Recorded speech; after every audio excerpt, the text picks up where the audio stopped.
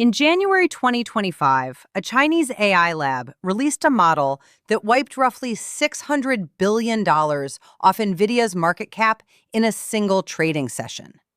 People called it the DeepSeek moment. They said it couldn't happen again. That fool me once logic didn't age well. Because on July 16th, 2026, it happened again. A Chinese startup dropped a 2.8 trillion parameter model that beat the best American AI in a live coding competition. Chip stocks collapsed across the board. And the same day that model launched, China's president stepped on a stage in Shanghai and told the developing world, "We have a better offer than America. Open models, open access, and we want to write the rules together." This is not just an AI story. It's a geopolitical one. And the two just merged in the most consequential week of the AI race so far. What's up? Everything in AI is moving fast right now, but this week moved differently. We got what might genuinely be the most significant open source AI release of 2026. A market reaction that reminded everyone exactly what happened when DeepSeek showed up. A speech from a sitting head of state that used AI capability as foreign policy, and a backstory involving tens of millions of fraudulent API calls that nobody is talking about enough. Let's get into all of it. On July 16th, Moonshot AI released Kimi K3. The headline number? 2.8 trillion parameters. That makes it the largest open-weight AI model ever released by a significant margin. 2 weeks before this launch, the record holder sat at 1 trillion. Kimi K3 nearly tripled it in a single release. But here's the thing about that number, and this is important. 2.8 trillion total parameters does not mean 2.8 trillion parameters are doing work every time you send it a prompt. Kimi K3 uses a mixture of experts architecture. It has 896 specialized expert modules baked into the model, but it only activates 16 of them for any given token. So the actual compute happening per forward pass is closer to 50 billion active parameters. That's not a small number. It's enormous by most standards. But it's the reason this model is deployable at API scale rather than purely theoretical. You're getting the knowledge stored across 2.8 trillion parameters with the inference efficiency of a much leaner system. The architecture introduces two new techniques Moonshot built from scratch. The first is called Kimi Delta Attention, a hybrid linear attention mechanism that mixes cheaper linear attention layers with periodic full attention layers at a 3-to-1 ratio. The practical result? At 1 million tokens of context, the model decodes up to 6.3 times faster than standard attention designs. That's not a rounding error. That's what makes a 1 million token context window actually usable in production, rather than a benchmark number you show at a conference and never actually deploy. The second technique is called attention residuals, which helps information flow more cleanly through the model's depth across very long sequences. Both innovations, combined with their new training methodology, give Kimi K3 roughly 2.5 times the scaling efficiency of its predecessor, K2, meaning same compute investment, meaningfully more capability. The model comes with native vision built in, text, images, and video all handled inside the same architecture. It ships with always-on thinking, meaning extended reasoning is not an optional mode you toggle. It runs by default. And the context window caps out at 1 million tokens, roughly 750,000 words, enough to hold an entire large codebase in a single session. Now, Moonshot built this for long horizon work, not a model that answers your question and stops. A model designed to take a complex task, hold it in memory across hours of iteration, use tools, check its own outputs, notice what's wrong, and continue. They call the vision component vision in the loop. The model writes code, observes the rendered result visually, identifies what needs to change, and revises. For web development, game design, animation, and any visual output where correctness requires seeing the thing, that loop matters. Full model weights are scheduled to drop on July 27th. When that happens, any company with the infrastructure can download and self-host the most capable open model that has ever existed. Let's talk about performance, because this is where the story gets genuinely interesting and where the caveats matter. Moonshot's own benchmarks place Kimi K3 just below Claude Fable 5 and GPT-5.6 Sol at the very top of the overall rankings. It outperforms every other model in their evaluation suite: Claude Opus 4.8, GPT 5.5, and all Chinese rivals, including GLM 5.2 and DeepSeek V4.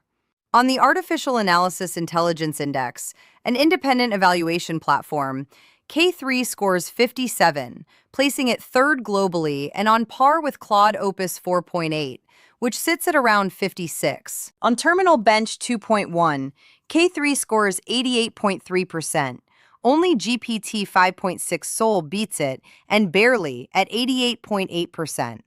On GPQA Diamond, K3 hits 93.5%, the strongest open weight result on that benchmark at the time of release. But the result that actually shook people was the Arena AI front-end code leaderboard. This is a benchmark where real developers send both models the same prompt and vote blindly on which output is better. K3 entered at 1,679 points, number 1. Claude Fable 5 sat at 1,631. GPT 5.6 Sol at 1,618. K3 finished first in 6 of the 7 front-end domains tested. The only category where it didn't lead was gaming, where Fable 5 still holds the top spot. That is the first time an open-weight model has ever topped that leaderboard. Moonshot's previous flagship, K2.6, sat at number 18. K3 jumped 17 positions in one generation and went straight to the top of the most visible real-world coding evaluation in the industry. Now, the important caveats. Every benchmark Moonshot published is self-reported. The independent verification from Artificial Analysis, Arena AI, and Val's AI is consistent with the general story, but doesn't confirm every specific claim. The full technical report and model weights land on July 27th. Until then, some of these numbers should be treated as preliminary.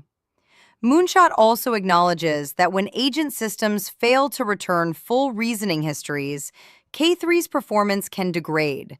And when instructions are vague, the model makes independent decisions that may not match what the user intended. Strict control requires explicit rules. What is not in dispute?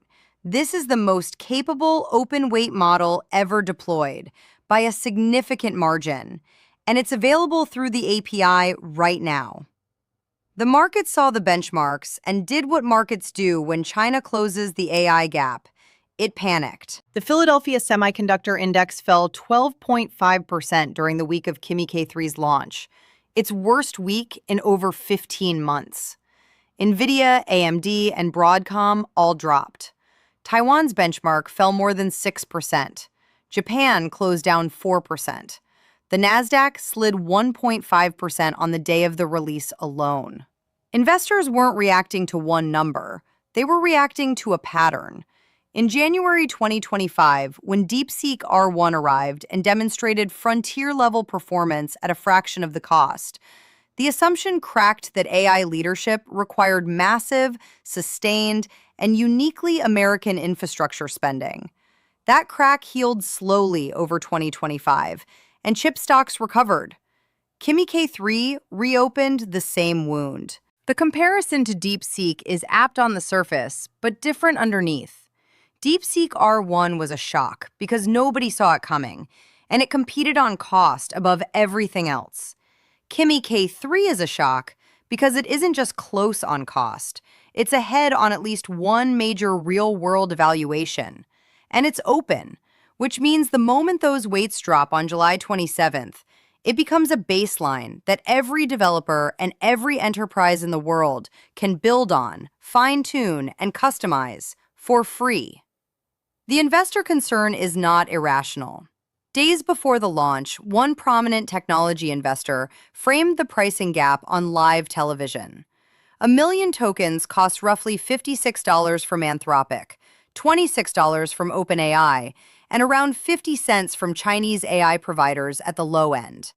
That math is difficult to argue against for any use case that doesn't strictly require the frontier ceiling. Kimi K3 at $3 per million input tokens and $15 per million output tokens is not the cheapest Chinese model.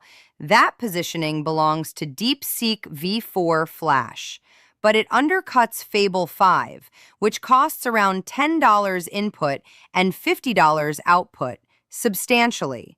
And it's doing so while matching Fable 5 in at least one major benchmark. Moonshot is also not a small bet.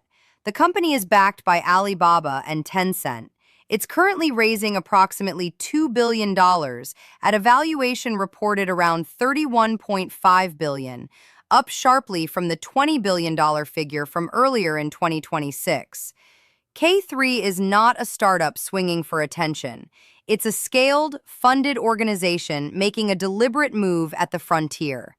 If you're watching this and you're trying to keep up with the pace of AI in 2026, subscribe right now. This channel covers every major move in real time, with the context that actually matters. Subscribe, hit the bell, let's keep going. Now here's the part of this story that most coverage glosses over, but that you should not. Back in February 2026, Anthropic published a detailed public accusation. They identified what they called industrial-scale distillation attacks on their Claude platform, carried out by 3 Chinese AI labs. The labs named were DeepSeek, Minimax, and Moonshot AI, the company that just released Kimi K3. Distillation, in the legitimate sense, is a common and accepted technique in AI development. You take a large, capable model and use its outputs to train a smaller, cheaper model to mimic its behavior. Every major Western lab does it with their own models.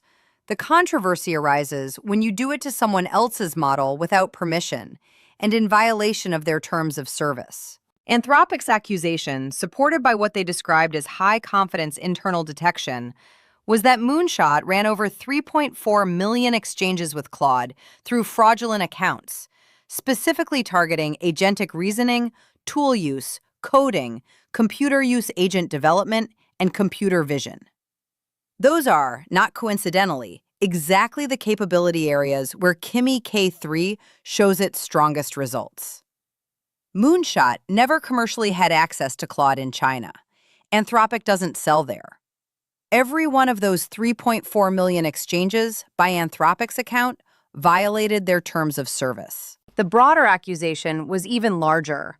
Across DeepSeek, Moonshot, and Minimax combined, Anthropic said more than 24,000 fraudulent accounts generated over 16 million Claude exchanges.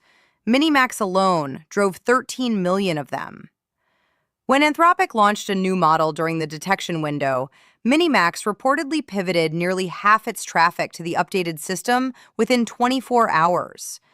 Anthropic described the campaigns as growing in intensity and sophistication and called for coordinated action from industry and government.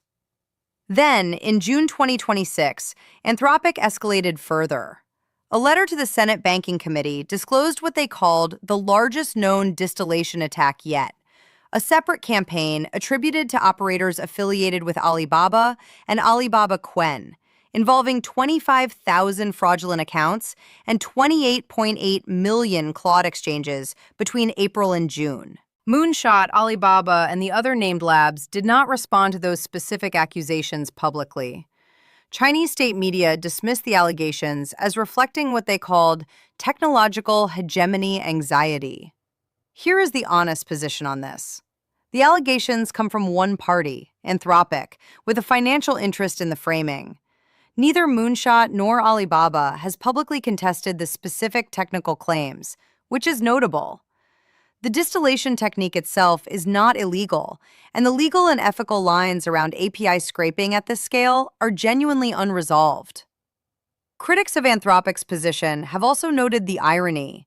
American AI companies train their own models on enormous swaths of the public internet without compensating the people who created that content.